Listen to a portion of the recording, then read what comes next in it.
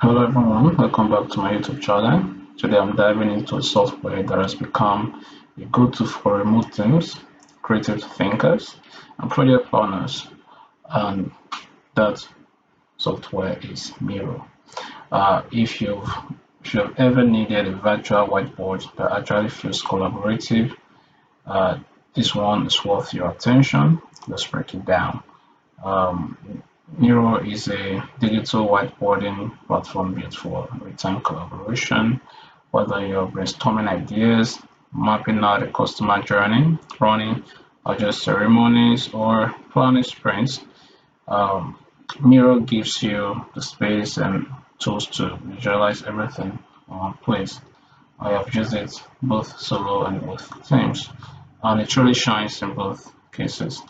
Now let's talk about the features and capabilities of Miro. The feature set is seriously deep. We get an infinite canvas, sticky notes, flowcharts, mind maps, templates for just about any use case, and real-time cursor tracking. So you literally see where your teammates are working. There's also built-in video, chat, and timeline tools for workshops.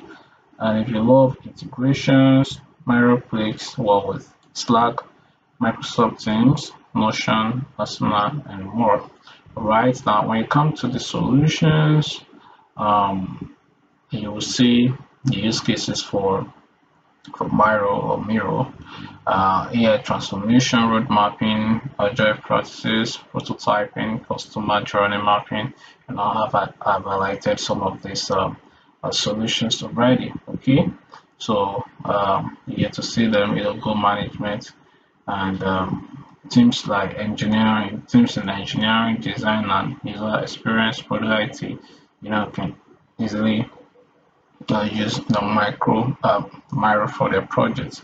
All right, now that's let's look into the pricing.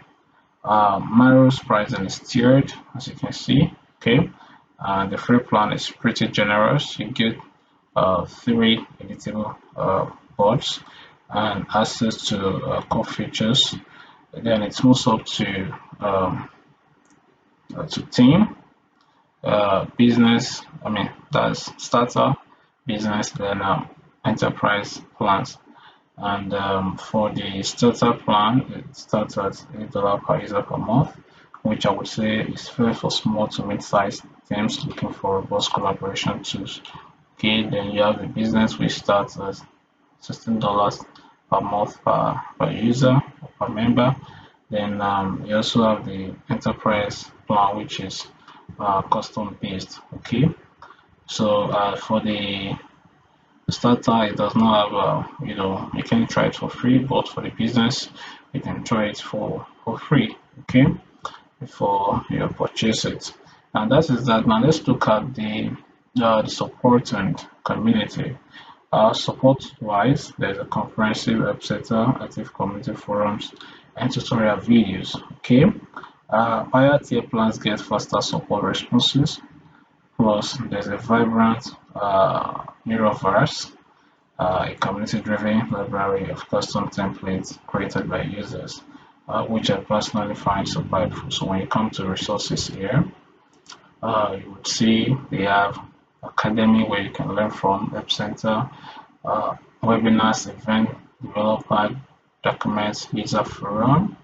Okay, you can see then see their community, uh, the community which is known as Miroverse. Okay, you can come to the community to learn from other people, other users.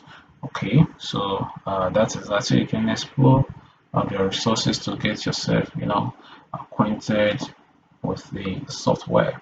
Now, what about the advantages and disadvantages? The advantages include it is intuitive, versatile, highly collaborative, and full of useful templates. Then for the disadvantages, it can get overwhelming for new users because of its depth, and pricing can add up for larger teams. Also, the mobile experience isn't quite as smooth as desktop. So, should you use it?